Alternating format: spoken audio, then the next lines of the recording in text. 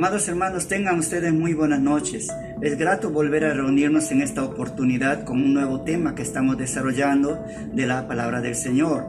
El día de hoy estaremos compartiendo la rebelión de los seres humanos contra su Creador. Y precisamente este tema lo vamos a desarrollar en el libro de Génesis, capítulo 2, del versículo 4 hasta el final, y el 3, todo el capítulo 3 de Génesis. Toda la buena y perfecta creación de Dios ya se había realizado, ya se había hecho, pero Adán hasta ese entonces tenía una buena comunión con Dios y gozaba de ella. Pero luego, por causa del pecado, el pueblo de Israel ya no gozaba de esa comunión con Dios, ni experimentaba ya de esta buena y perfecta creación de Dios que era en gran manera buena y deliciosa, sino que él comenzó a experimentar terribles sufrimientos, dolores y muertes de manera frecuente. En base a ello podemos preguntarnos las siguientes interrogantes. ¿Qué pasó con la buena creación de Dios? ¿Por qué la vida se ha vuelto tan dura? ¿Por qué tanto sufrimiento y dolor ahora?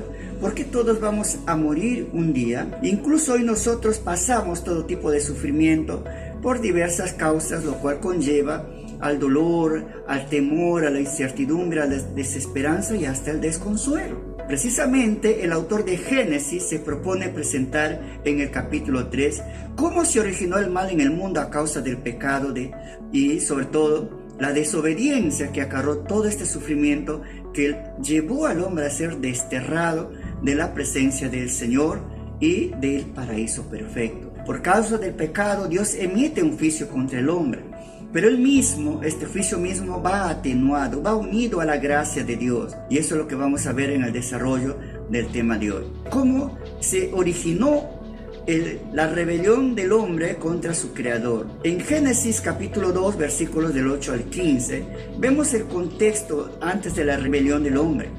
Y en ello vemos que Dios provee todas las bendiciones al hombre en el huerto. En el versículo 8, Dios plantó un exuberante jardín en la tierra que es un verdadero paraíso, al cual se le conoce como el huerto de Jehová. Este lugar era agradable y pacífico, donde el hombre tenía comunión con Dios y disfrutaba de sus buenas bendiciones. En este jardín Dios provee al hombre un trabajo significativo que le da significado a su vida, que le da propósito a su vida. Asimismo, los versículos 16 y 17 de Génesis 2, Dios da una prohibición, un mandato probatorio al hombre. En el huerto se encontraba el árbol del conocimiento del bien y del mal. Y respecto a ello, Dios le da al hombre un solo mandamiento, que era de no comer del fruto de este árbol del conocimiento del bien y del mal. Y ante ello, el hombre tiene una clara elección. Él debería continuar en comunión con Dios, confiando y obedeciéndole, o romper esa comunión con Dios desobedeciendo su mandamiento. Y aunque dicha desobediencia resultara en la muerte, porque Dios le había dado en este mandamiento de prohibición una advertencia: si comiera de él, ciertamente el hombre morirá. La elección aquí es determinante entre una vida de obediencia a Dios en el paraíso o una vida de desobediencia y muerte. Adán tenía que tomar la decisión. Ahora, en el mismo huerto Dios instituye, en los versículos 22 al 25, vemos cómo Dios crea a Eva para ser la compañera de Adán, para ser su esposa, su ayuda idónea. Y de esta manera Dios está instituyendo allí un matrimonio perfecto en un lugar perfecto. En el capítulo 3 de Génesis podemos ya ver cómo se llevó a cabo la caída. Vamos a ver desde el inicio. En Génesis 3, del 1 al 5, se describe la tentación en el huerto. Luego de la perfecta creación divina, la narración de Génesis 3 describe que entra en acción en este lugar un ser siniestro, la serpiente, un animal astuto que habla y es malvado, y esta serpiente es Satanás y el diablo, quien habla a través de la serpiente. El maligno comienza a seducir a Eva a través de la serpiente, y eso lo vemos en Génesis 3:1, cuando comienza describiendo que la serpiente es sutil y astuta y seduce a Eva. ¿Cómo? Distorsionando la palabra de Dios. Satanás hace creer a Eva que Dios no ha sido del todo generoso con ellos. Le hace dudar acerca de esta prohibición que Dios le da, y le hace creer que Dios le privaba de algo bueno para ellos, y le induce a comer del fruto prohibido a fin de conocer el bien y el mal y ser como Dios. Esto lo vemos en los versículos del Génesis 3 del 2 al 5. Seguidamente, en el versículo 6 de Génesis 3, el narrador describe el proceso de esta caída. Primero, Satanás distorsiona la palabra de Dios y luego Eva ve el fruto de una manera ya como deliciosa, algo que ella puede comer, que es bueno para comer como los demás frutos. Aquí vemos la tentación como entra por medio de los ojos. En segundo lugar, se ve que el fruto que es agradable, delicioso y sabroso, y Eva comienza a desear de ese fruto. Viene el deseo como parte de tentación del pecado. Y en tercer lugar, Eva observa que este fruto es codiciable y deseable para poder alcanzar la sabiduría, es decir, que el hombre podía ser como Dios. Hay una codicia aquí por este fruto de su beneficio que le podría proveer. Entonces vemos como el maligno, ¿no? Satanás hace creer a Eva que Dios le está mintiendo, que Dios no le ha dicho toda la verdad. Y por ello, Eva, al ver el fruto codiciable, no solo sintió atracción por el fruto, sino que decidió creer que Satanás le estaba diciendo la verdad y que ella no había entendido bien a Dios. Y de tal manera que así como el fruto era codiciable para ella, lo comió creyendo de esta manera a la mentira de Satanás y desobedeciendo al Señor. No solamente Eva queda prácticamente como la única que participa de esta desobediencia, sino que ella hace partícipe a Adán, de tal manera que Adán había recibido esta orden directa de no comer ese fruto, y él debería haber impedido a Eva de no hacerlo, pero él permite a Eva comer del fruto, de tal manera que Eva transgrede la palabra del Señor, pero luego también Adán desobedece el mandamiento del Señor y participa de este pecado comiendo del fruto que Eva le convida. De esta manera entró el pecado en el mundo.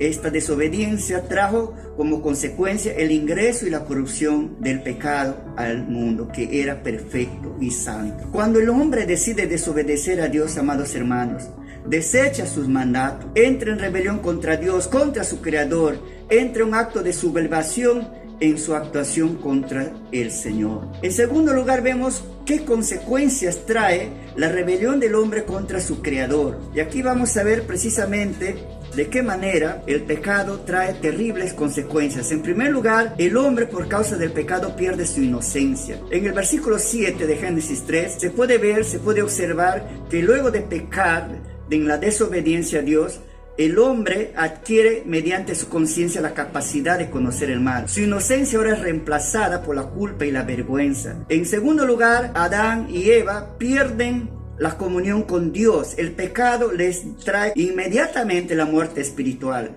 Y esto por consecuencia pues es ya la separación de la presencia del Señor, de esa comunión con Dios.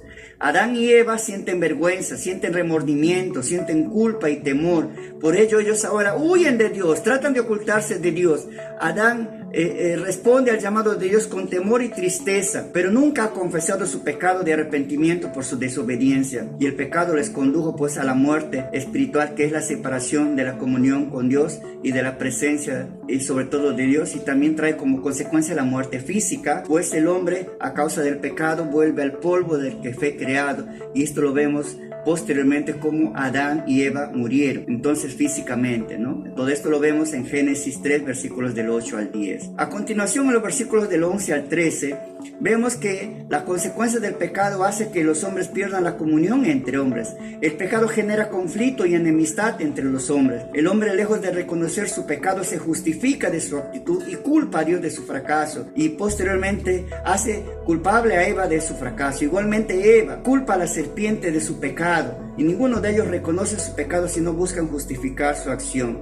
Posteriormente vemos este conflicto generado ya en Caín cuando se subleva contra su hermano Abel, matándolo. Entonces los hombres comienzan a pelear entre hombres por causa del pecado que se origina aquí en el huerto del Edén. Otra de las consecuencias es la naturaleza ya no tiene esa misma comunión con el hombre. La tierra es maldecida por causa del pecado y la tierra se vuelve hostil con el hombre. Y esto lo vemos en Génesis 3, 17 y 18. También como consecuencia del pecado, el hombre pierde la comunión consigo mismo. Él se vuelve su propio enemigo. Ya no es el mismo. Él ahora huye de Dios, tiene miedo, siente vergüenza, culpa a otro de sus errores. Su naturaleza ha sido corrompida. Ya no solo conoce el mal, sino que está sujeto y presto al mal y actúa con maldad. Finalmente el hombre es desterrado del paraíso por consecuencia del pecado.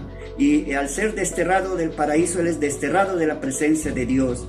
Y también es expulsado de este hermoso jardín en el que vivía. Así es la la consecuencia del pecado, hermano. Todo pecado nos separa de la presencia de Dios, de la comunión con Él, nos enemista con Dios, nos aparta de sus bendiciones. Todo pecado trae siempre como consecuencias pérdida, destrucción, derrota, caer en los engaños y trestos de Satanás. Siempre nos lleva al pecado y también en rebelión contra Dios. Esto lo podemos ver en Juan 10:10. Finalmente, Dios provee una solución a la rebelión del hombre contra su Creador. Dios destierra a sus criaturas rebeldes de su presencia en el paraíso, pero en medio de este juicio, como lo vemos en Génesis 3:15, Él extiende su gracia.